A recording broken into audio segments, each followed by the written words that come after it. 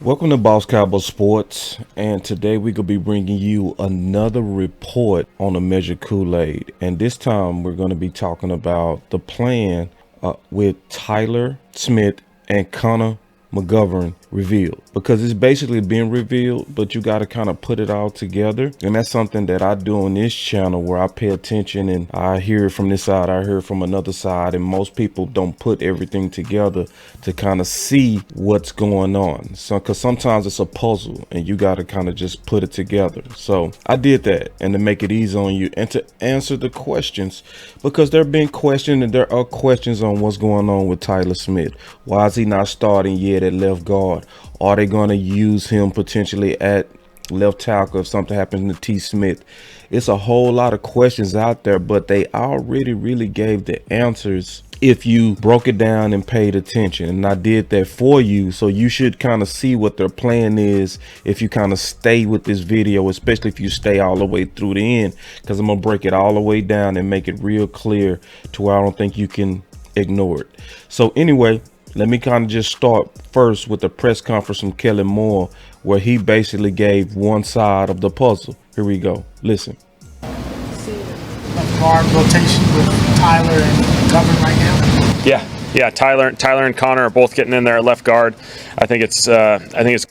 So he asked about the rotation that's going on with Conner McGovern and Tyler Smith. Good for those guys to have a little bit of a home base. Just keep rotating in there.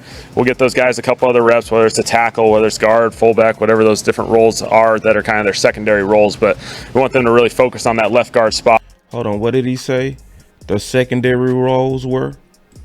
Let's just rewind and let's listen. A couple other reps, whether it's a tackle, whether it's guard, fullback, whatever those different roles. Okay, so the secondary roles could be tackle. Well, we know he's not talking about McGovern when he say tackle, so he clearly talking about Tyler Smith. But then he said fullback as a secondary role. That's then obviously talking about who? McGovern. So that's telling you what their plans are and how they're doing it and how they're going about it. So let's just listen again.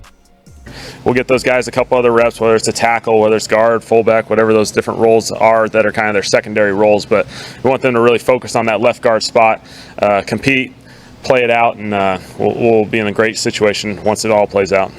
Yeah, he said compete, play it out, and we'll be in a great situation once it all plays out.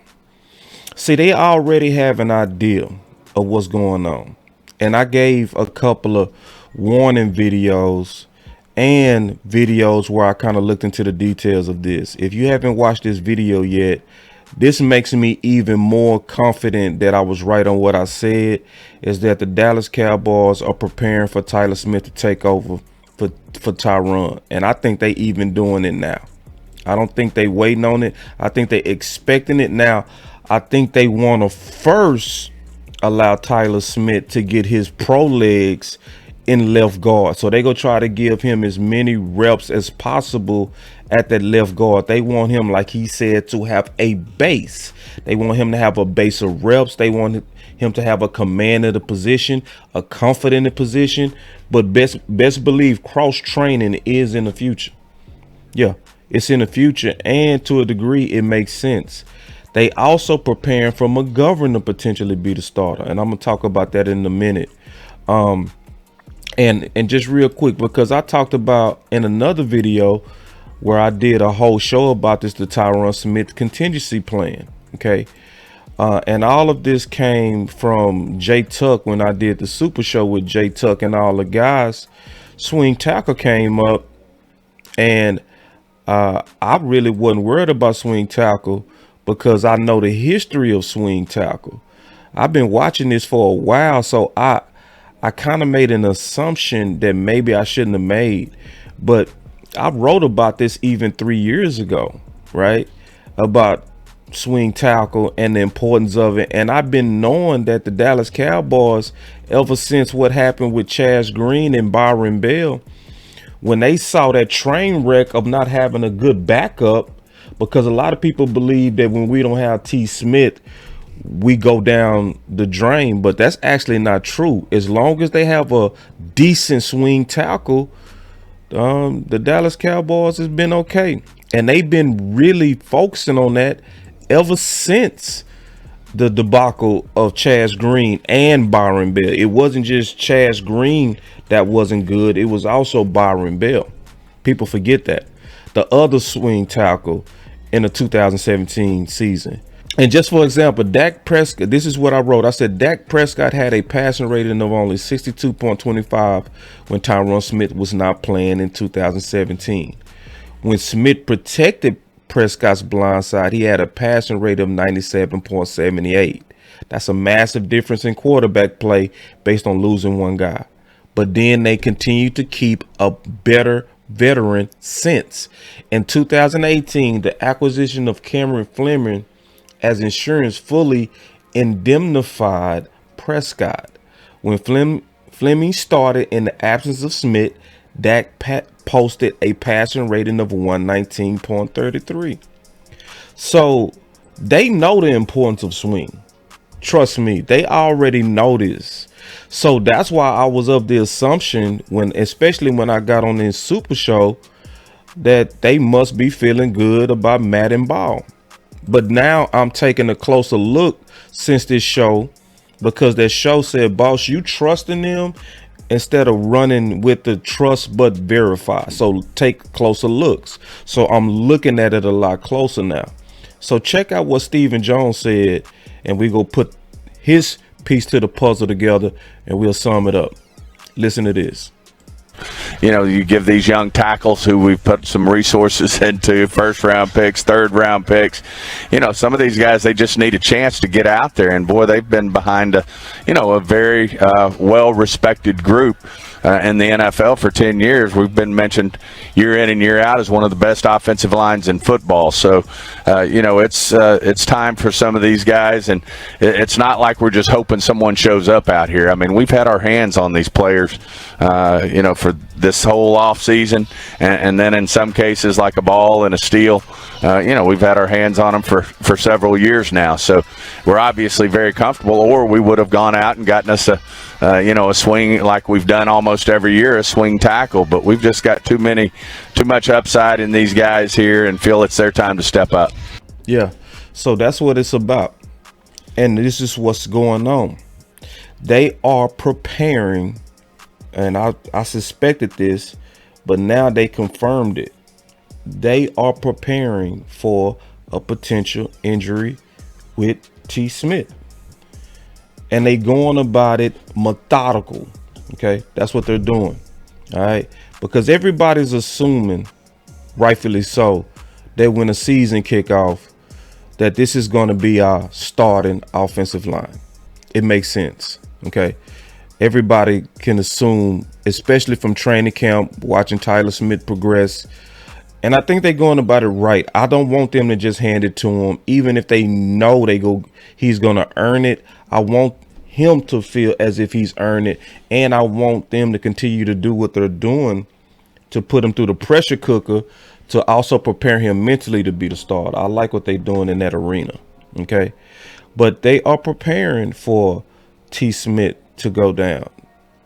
I'm not saying he's going to get injured, but it could happen, and it's happened every year.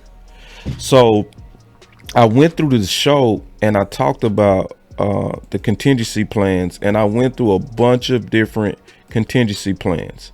So, and the one that I brought up on the Super Show was option 3 as something that I could see the Dallas Cowboys doing.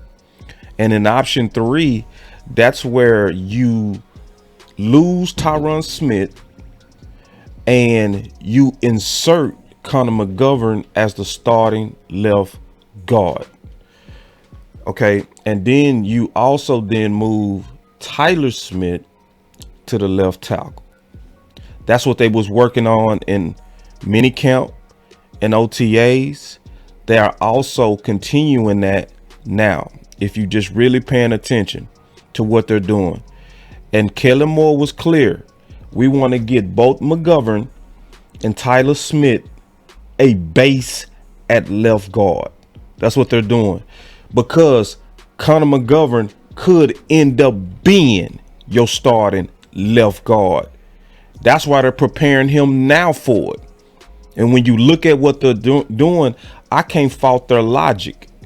They're giving both Tyler and Conner McGovern starting reps because they can imagine this year needing Conner McGovern to have starting reps. So that's why we just heard Kellen Moore, especially when you mix that with what Stephen Jones was saying.